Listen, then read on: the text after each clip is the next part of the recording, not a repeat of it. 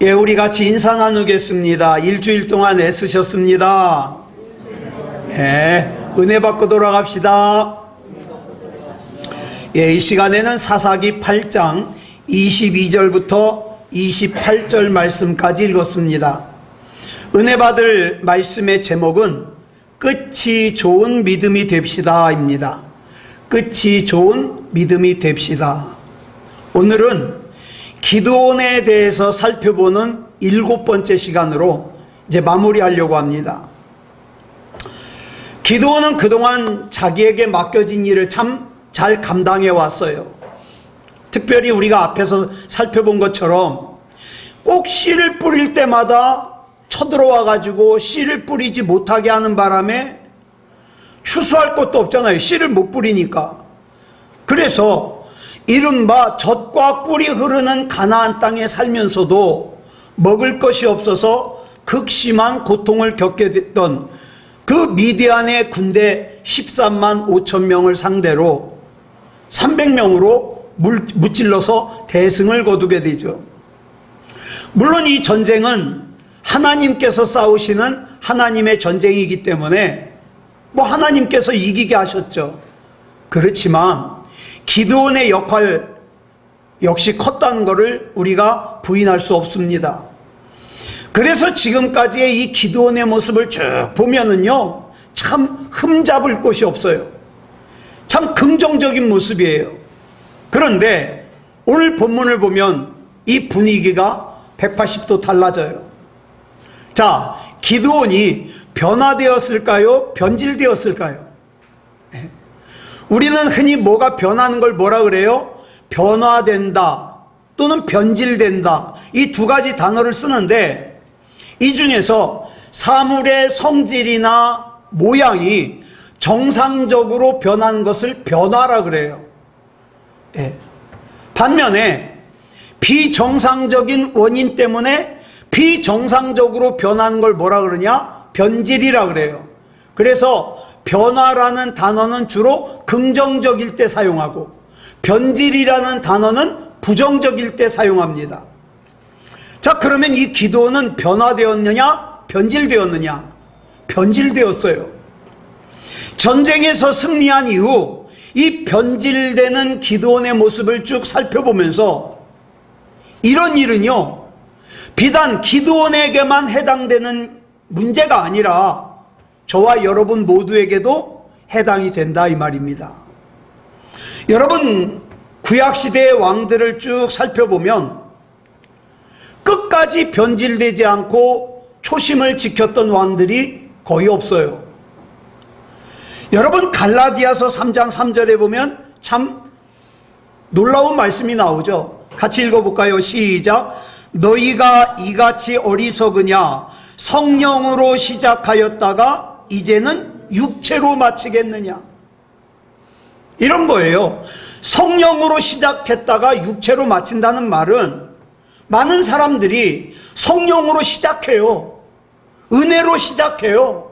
겸손으로 시작해요. 순수함으로 시작해요. 사랑으로 시작해요. 그런데 뭐 좀 내가 대단한 거 된 것 같으니까 어떻게 해요? 육체로 맞춰요. 불신앙으로 맞춰요. 교만으로 맞춰요. 타락으로 맞춰요. 미움과 섭섭함으로 맞춰요. 여러분, 우시야 왕이라는 왕만 하더라도 이 우시야 왕은요 16살의 왕이 됐어요. 그래가지고 왕의 자리에 무려 52년 동안 있었어요. 굉장히 잘 다스렸던 왕이에요. 얼마나 훌륭한 왕인지 역대하 26장 4절을 보니까 이렇게 기록하고 있어요. 시작. 우시야가 그의 아버지 아마샤의 모든 행위대로 여호와 보시기에 정직하게 행하며. 여러분, 성경에 이렇게 기록될 정도면 훌륭한 왕이에요. 네? 성경에 이렇게 기록됐다는 것은 사람의 중심을 보시는 하나님께서 인정하셨다는 뜻이죠. 그러니까 대단한 왕이죠. 자, 그러면 이 우시야라는 왕의 내면이 얼마나 대단한 사람이었겠습니까? 그런가 하면 8절로 9절을 보니까 이렇게 말씀하고 있어요. 시작. 암몬 사람들이 우시아에게 조공을 바치매 우시아가 매우 강성하여 이름이 애굽 변방까지 퍼졌더라. 우시아가 예루살렘에서 성 모퉁이 문과 골짜기 문과 성 구비에 망대를 세워 경고하게 하고, 하나님 보시기에 정직하게 행하기만 한 것이 아니라 정치도 잘했어요. 내면도 깨끗해요. 그래서 사람들이 성군이라고 떠받쳐요. 그런 사람이 바로 우시아 왕이에요. 보통 사람 같으면 어때요? 내면의 영적 상태가 깨끗해가지고 믿음이 좋으면 뭐가 약해요? 생활력이 약해요. 그죠? 또 생활력이 좀 있다 싶으면 뭐예요? 내면의 영적으로 참 별 볼 일 없어요. 그러니까 이 생활력과 내면의 영적인 상태가 긍정적으로 둘 다 가지고 있는 사람이요, 정말 드물어요. 드물어. 저는 여러분들이 그런 사람 됐으면 좋겠어요. 그런데 이 우시아 왕은 내면인 영적인 상태도 깨끗하고 좋지만 정치도 잘했어요. 그래서 우시아가 통치하는 기간 동안 나라가 강건했습니다. 그런데 저와 여러분도 마찬가지예요. 옆에서 잘한다, 잘한다, 멋있다, 잘한다, 믿음이 좋다 막 칭찬하잖아요. 그러면 슬그머니 찾아오는 게 있어요. 뭐가 찾아와요? 교만이 찾아옵니다. 아니나 다를까 역대하 26장 16절을 보니까 우시아 왕에게도 교만이 찾아와가지고 변질이 돼요. 같이 읽어볼까요? 시작. 그가 강성하여짐에 그의 마음이 교만하여 악을 행하여 그의 하나님 여호와께 범죄하되. 저는 이런 구절이 참 속상해요. 옛날에 전설의 고향을 봐도요, 꼬리 9개 달린 여우가 서방님에게, 서방님 딱 100일 동안만 보지 마십시오. 왜 99일 되는 날 보냐고요. 전 그래서 전설의 고향 별로 안 좋아해요. 맨 그 끄트머리 가서 어긋나는 거. 저는 해피엔딩이 좋거든요. 근데 이 구절이 참 속상해요. 여러분, 우리가 이 세상을 살면서 강성해지는 게 얼마나 어렵습니까?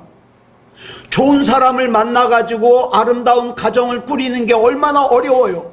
그래가지고 아름다운 가정을 꾸렸으면 하나님 앞에 복받는 인생을 살아야 되는데 거기서부터 삐딱선 타요.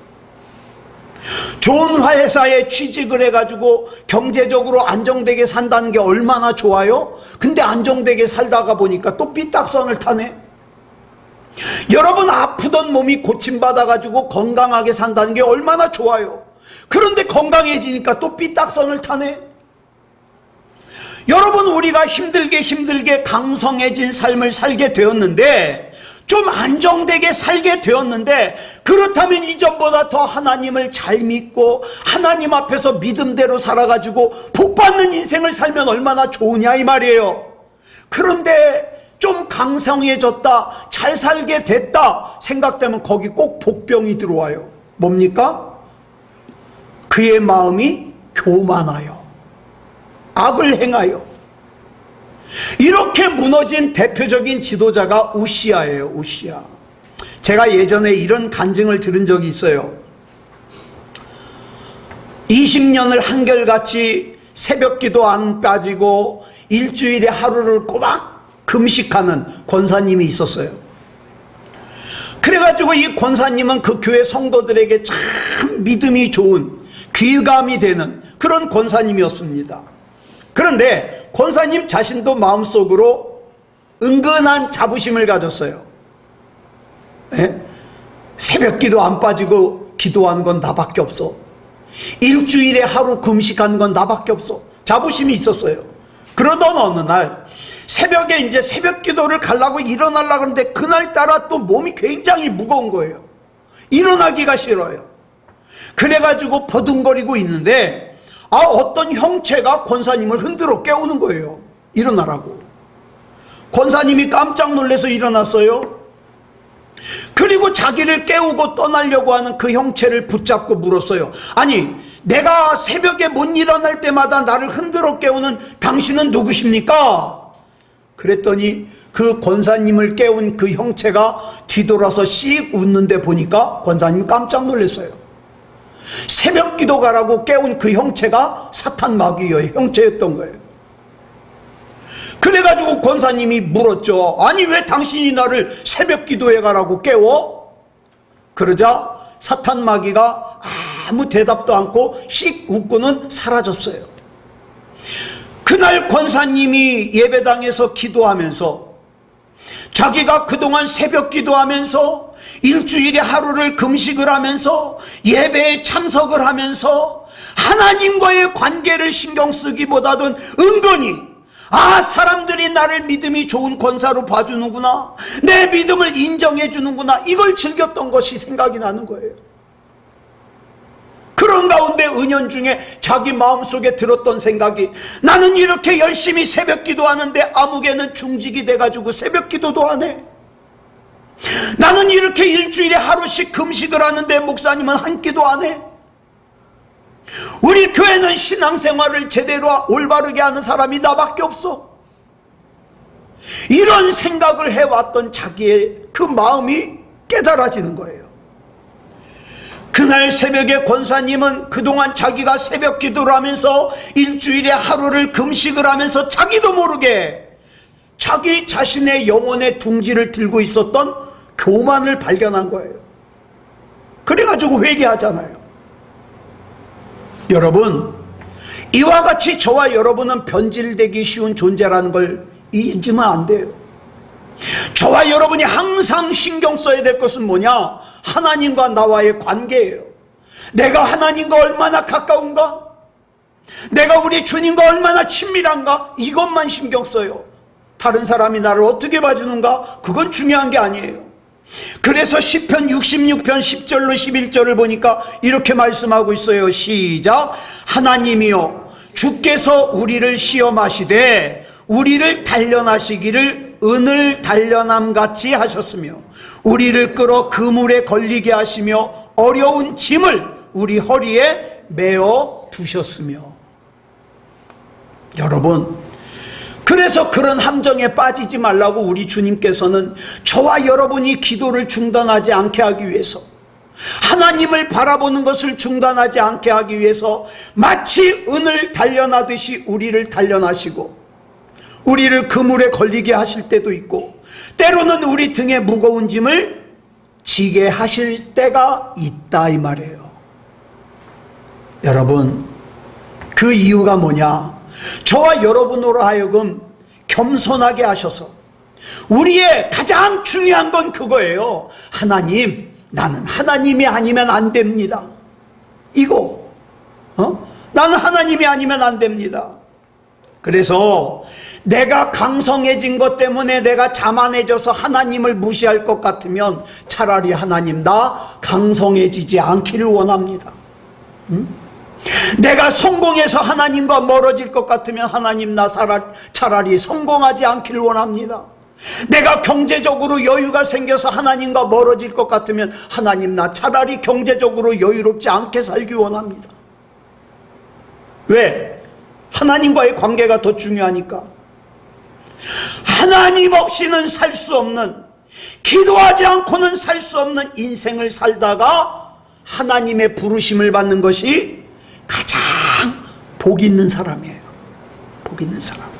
왜 그러냐 하면, 그렇게 목말라 하는 성공, 경제적인 안정, 강성함을 이루는 동시에 교만해져 가지고 영적으로 황폐해지는 것보다는, 그쵸? 차라리 내가 하나님 아니면 안 되는 삶을 살 수 있을 정도로 그렇게 하나님 앞에 복을 받아서 하나님 바라보고 사는 것이 복이다, 유익이다. 그래서 저는 저와 여러분이 변질되기 쉬운 존재라는 걸 항상 기억하고 살았으면 좋겠어요. 하나님, 변질되지 않을 정도로만 복을 주시옵소서. 변질되지 않을 정도만 성공하게 해 주시옵소서. 변질되지 않을 정도만 물질의 복을 주시옵소서. 변질되지 않을 정도만 강하게 해 주시옵소서. 중요한 기도예요. 그러니까 첫 번째 우리에게 경고하는 게 뭐냐? 우리는 변질되기 쉬운 존재다. 그 다음 두 번째, 우리가 기억해야 될 경고는 우리가 이렇게 변질되기 쉬운 존재인데 이 변질은 놀랍게도 아주 작은 거, 아주 미미한 거로부터 시작되더라 이 말이에요. 오늘 본문의 내용이 그래요. 기드온이 신앙연단을 통해서 겸손해지고 그 겸손을 가지고 하나님의 능력으로 300명의 용사로 미디안의 13만 5천 명을 무찌르는데 큰 공을 세웠어요. 그죠? 그리고 이 승리 이후로 기드온의 영성이 잘 관리된 것 같아요.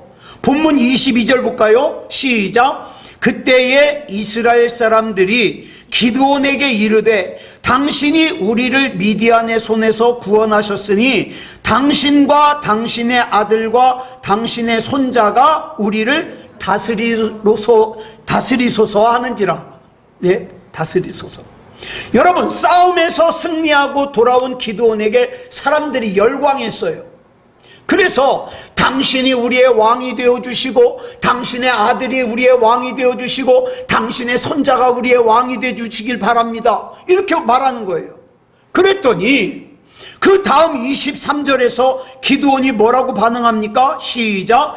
기드온이 그들에게 이르되 내가 너희를 다스리지 아니하겠고 나의 아들도 너희를 다스리지 아니할 것이요 여호와께서 너희를 다스리시리라 하니라.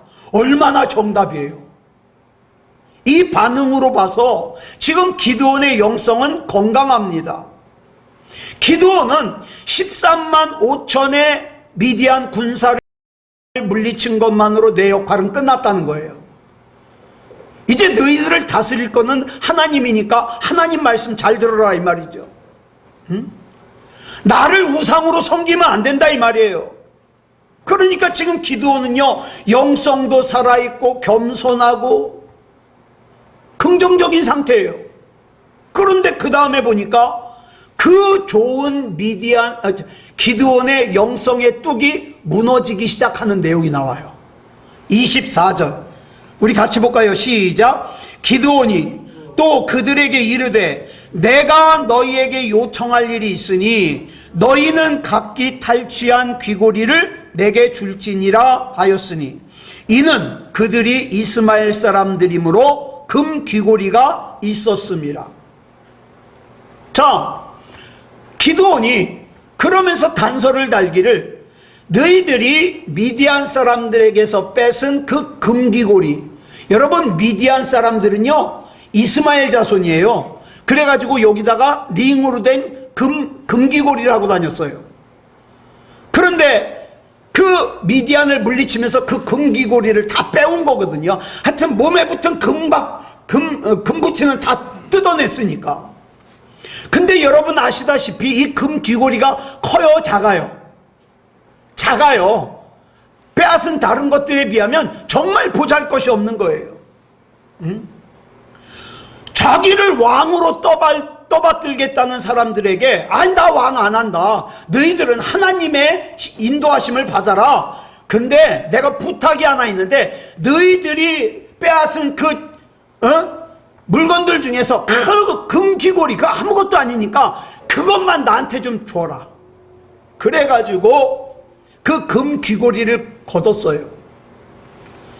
자, 그 금귀고리를 걷는 것이 이스라엘 백성 생각하기에도 큰 문제가 아니에요. 기드온도 그렇게 생각했을 거예요. 이거는 큰 죄가 아닐 거다. 이건 죄가 아닐 거다. 자, 그런데 이게 어떤 결과를 가져오는가? 본문 27절 볼까요? 시작.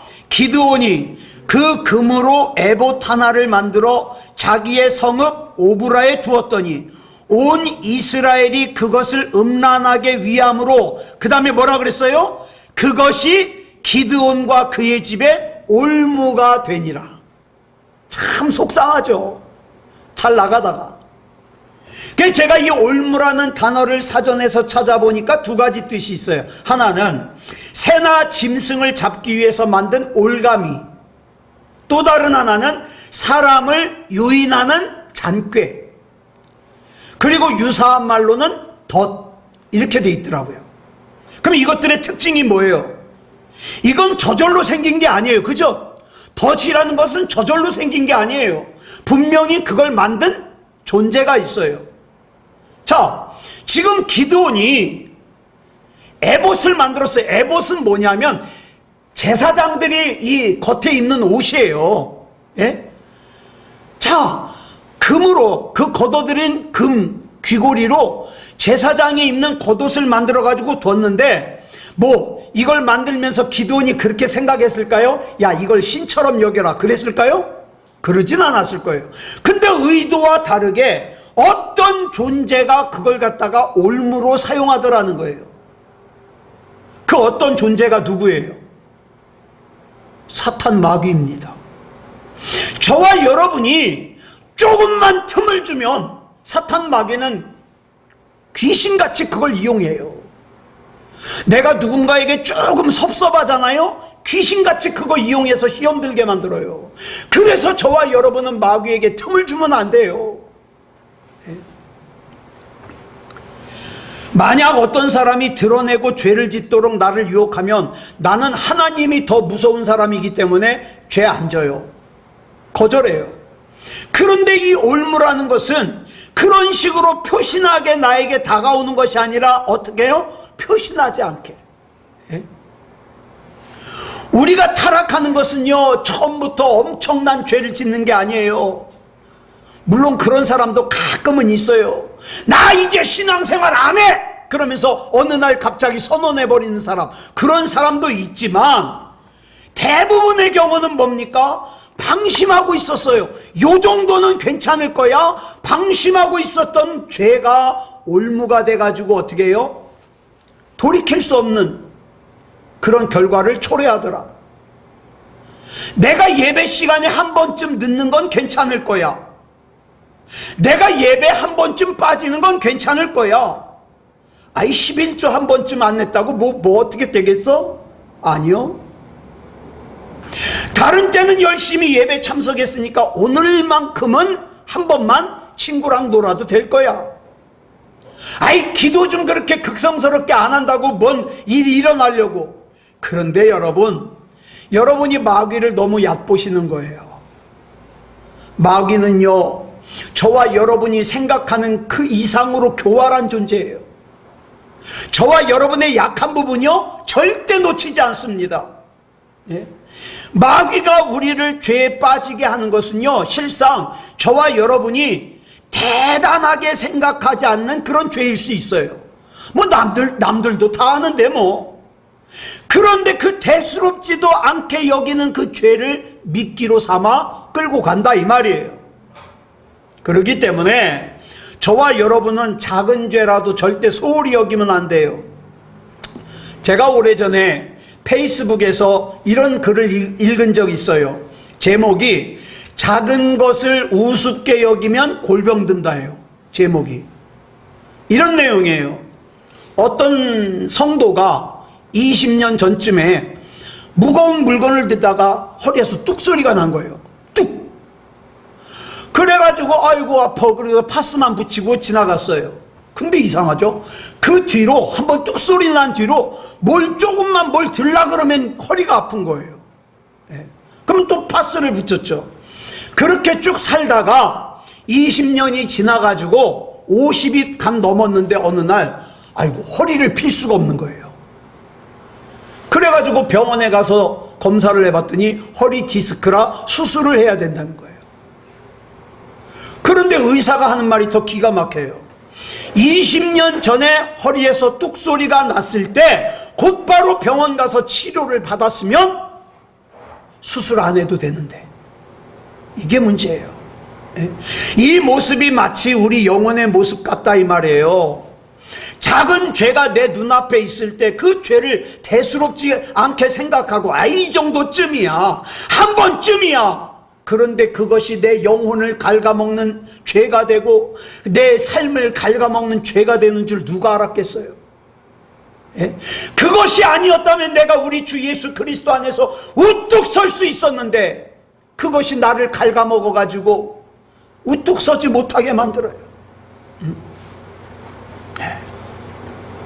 사랑하는 여러분, 성경을 보면요, 하나님이 나에게 뭘 원하신다는 걸 알면서도 마치 모르는 사람인 것처럼 사는 사람, 그런 사람을 뭐라고 표현을 하느냐? 시편 17편 4절에서는 포악한 자. 분명히 하나님이 나에게 뭘 원하시는지 알아요. 근데 하나님이 원하시는 대로 살지 않는 걸 포악한 자라 그래요. 또 시편 1편 4절에서는 뭐라 그러냐? 악인들이라 그래요. 악인들.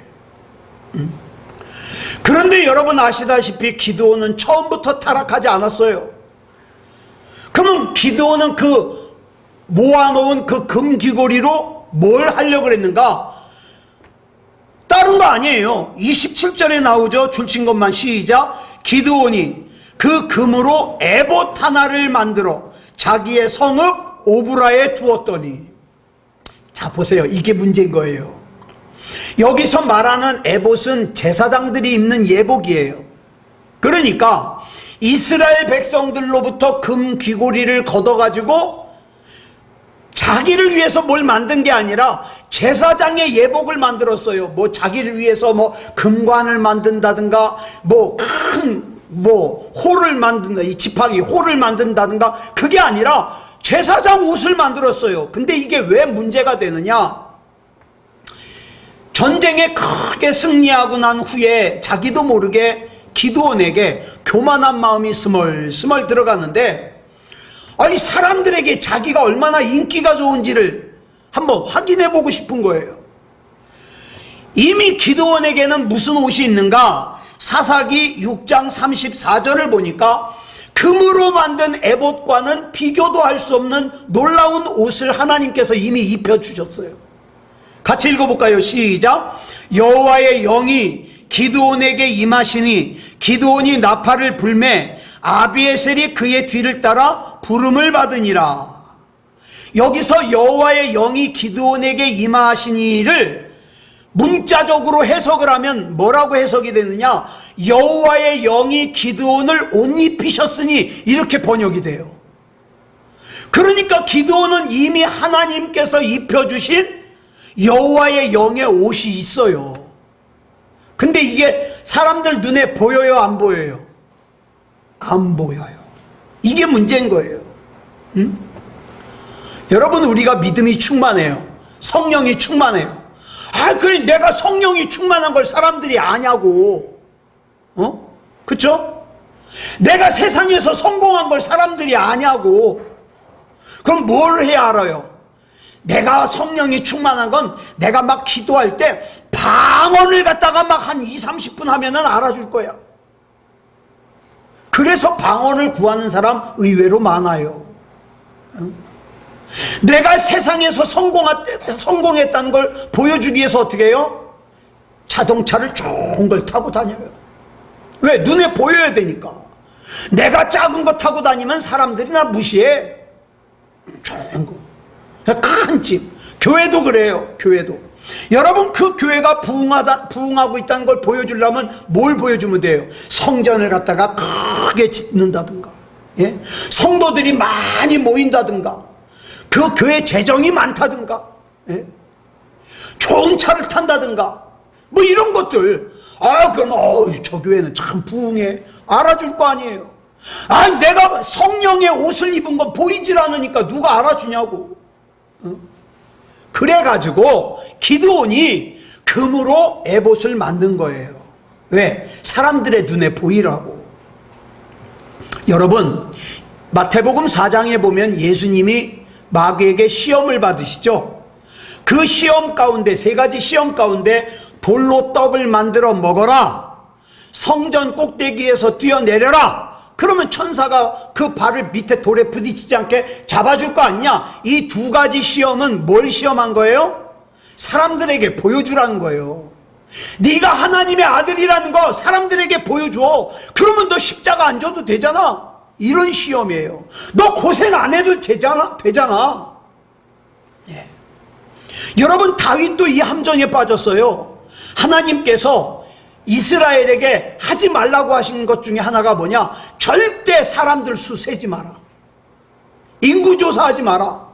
그랬는데 어느 날 다윗이 사무엘하 24장에 보니까 자기가 통치하는 이스라엘이 얼마나 대단한지를 알고 싶어가지고 인구조사를 해요. 하나님이 하지 말라 그랬는데. 그래가지고 하나님 앞에 벌을 받는데 어떤 벌을 받냐? 이스라엘 백성이 온역은 지금으로 말하면 장티푸스예요. 장티푸스. 그 장티푸스 전염병으로 7만 명이나 죽어요. 이게 변질이라 이 말이에요. 누구를 때린 것도 아니고 빼앗은 것도 아닌데 하나님 하지 말라는 거 하는 거, 하나님이 하라 그러는 거 안 하는 거, 이게 변질이라 이 말이에요. 저는 오늘 여러분에게 묻고 싶어요. 여러분은 성령님께서 입혀주신 옷을 입고 싶습니까? 아니면 금으로 만든 에봇을 입고 싶습니까? 뭐 입고 싶어요? 성령으로 만든 옷, 또 나머지는 금으로 만든 옷. 예? 난 둘 다. 난 둘 다 입고 싶어요. 둘 다. 여러분 보세요. 내가 잘하고 있는 거 인정받고 싶어요. 그죠? 솔직히. 예? 내가 대단하다는 거 인정받고 싶어요. 이게 어쩔 수 없는 사람의 본능이에요. 여러분, 이창원 목사가 30명 앞에 놓고 예배를 드리면 힘이 날까요? 300명 앞에 놓고 예배 드리면 힘이 날까요? 3,000명 앞에 놓고 예배 드리면 힘이 날까요? 3만 명 앞에 놓고 예배 드리면 힘이 날까요? 뭐가 힘이 날까요?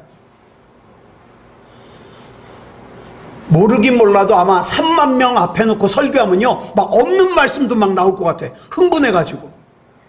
제가 그런 인간이에요. 여러분, 그런데요, 그건 우리 본능인데, 근데 잘 들으세요. 그런 우리 본능을 있는 그대로 방치하면, 그래서 사람들의 눈에 보이는 겉으로 치장한 에봇을 만들려고 하는 마음이 내 마음을 전부 차지해버리면, 이게 바로 이때부터 영적인 적신호라 이 말이에요. 이때부터가. 여러분, 30명이 있든 300명이 있든 3,000명이 있든 3만 명이 있든 그거보다 더 중요한 게 뭡니까? 그 예배를 하나님께서 인정하시느냐. 이게 진짜 중요한 거잖아요. 그러니까 저와 여러분은 그걸 신경 쓰고 예배를 드려야 돼요. 그래서 사도 바울 선생님은 영적인 아들인 디모데에게 편지를 하면서 디모데후서 3장 5절에서 이렇게 권면합니다. 시작. 경건의 모양은 있으나 경건의 능력은 부인하니 이 같은 자들에게서 네가 돌아서라. 쉽게 말하면 이거예요. 눈에 보이는 에봇은 있으나 눈에 보이지 않는 하나님이 입혀주신 성령의 옷은 없는 사람들에게서 돌아서라 이 말이에요. 왜? 가짜다. 가짜. 네. 금으로 치장한 에봇인 경건의 모양만을 중요하게 여기고 추구하고 눈에 보이지 않는 성령께서 입혀주신 옷은 가치 없게 생각하고 있다면 지금 기드온같이 변질되어 가고 있는 중이에요. 그러면 그것이 뭘로 나타나느냐? 하나님이 하찮게 나타나요. 예배가 하찮게 나타나요. 기도가 하찮게 나타나요. 성경책만 펴면 하품하고 잠자는 걸로 나타나요. 문제죠. 이걸 고치지 않고 방치하면 안 돼요. 이걸 방치했던 기드온이 어떻게 됩니까? 본문 29절부터 31절 보겠습니다. 시작. 요아스의 아들 여룻바알이 돌아가서 자기 집에 거주하였는데 기드온이 아내가 많으므로 그의 몸에서 낳은 아들이 70명이었고 세겜에 있는 그의 첩도 아들을 낳았으므로 그 이름을 아비멜렉이라 하였더라. 여기서 미리 알려드리면 이 아비멜렉이 나머지 아들 다 때려 죽여요. 이 아들이 아내를 많이 얻어가지고 아들을 많이 얻었는데 뭐합니까? 그 중에 한 아들이 다 죽였다니까요. 이게 얼마나 비참해요. 자, 이걸 보면은 이 기드온이라는 사람은 처음에는 자기가 왕이 아니라고 말로는 거절했지만 나중에 살았던 삶을 보니까 왕이에요. 왕. 아내도 많이 거느리고. 더 비참한 것은 그렇게 살았던 기드온의 삶이 허무하더라. 자, 본문 33절부터 35절까지 볼까요? 시작. 기드온이 이미 죽음에 이스라엘 자손이 돌아서서 바알들을 따라가 음행하였으며 또 바알 브릿을 자기들의 신으로 삼고 이스라엘 자손이 주위의 모든 원수들의 손에서 자기들을 건져내신 여호와 자기들의 하나님을 기억하지 아니하며 또 여룻바알이라는 기드온이 이스라엘에게 베푼 모든 은혜를 따라 그의 집을 후대하지도 아니하였더라. 다 아무것도 아닌 게 돼버린 거예요. 이걸 한마디로 뭐라 하냐? 영향력이 없는 삶을 살게 되었다. 반면에 기드온과 대조되는 성경 인물이 누구냐? 사도 바울이에요.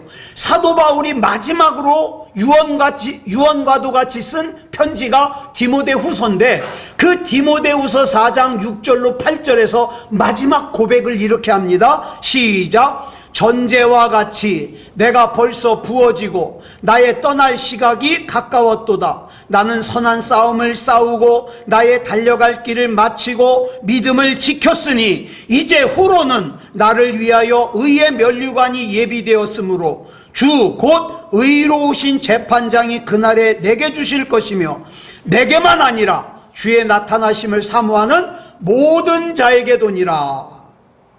여기서 말하는 전제가 뭐냐 하면 구약시대에 하나님 앞에 제사를 드리기 전에 그 제물에다가 포도주를 붓는 거예요. 그러니까 바울은요, 자기의 인생을 복음을 전해가지고 사람들이 구원받게 하는 일에 다 쏟아 부었다 이 말이에요. 그리고 이제 나는 하나님께서 나 부르실 일만 남았다 이 말이죠. 네. 이것은 바울이 자기의 임박한 죽음을 예견하고 자기의 남은 생명마저 주님의 구원의 역사 위에 쏟아붓겠다는 신앙 고백이에요. 사랑하는 여러분, 저와 여러분도 언젠가 될지는 알 수 없지만 코끝에 호흡이 멈추는 날이 옵니다. 그죠? 멈추는 날이 와요. 인생이 마감되는 날이 와요. 그런 다음에 저와 여러분이 살고 난 이후에 저와 여러분의 자녀들이, 남겨진 사람들이 영적으로 황폐해지지 않도록, 하나님을 떠나지 않도록, 죄를 짓지 않도록 구원을 받아서 생명책의 이름이 반드시 기록되도록 영적인 영향력을 미치는 삶을 살자 이 말입니다. 네, 살자. 그런 복 있는 저와 여러분이 되기를 그리스도 예수님의 이름으로 축복합니다. 기도하겠습니다. 사랑의 아버지 하나님, 감사합니다. 이제 기도원에 대해서 7시간째까지 살폈습니다. 하나님, 우리는 약합니다. 부족합니다. 그러나 때로는 하나님의 인도하심으로 형통한 삶을 살게 되더라도 절대로 교만해지지 않도록 붙잡아 주시옵소서. 하나님이 아니어도 되는 사람이 되지 않도록 붙잡아 주시옵소서. 사랑의 아버지 하나님, 둘 중에서 만약에 선택을 해야 된다면 하나님을 선택하게 주시옵소서. 이것이 쉽지 않은 결정이요 선택이라는 걸 알지만 하나님 안에서 발견되고 하나님을 하나님으로 똑바로 믿는 것이 무엇보다도 중요합니다. 하나님, 책임져 주시옵소서.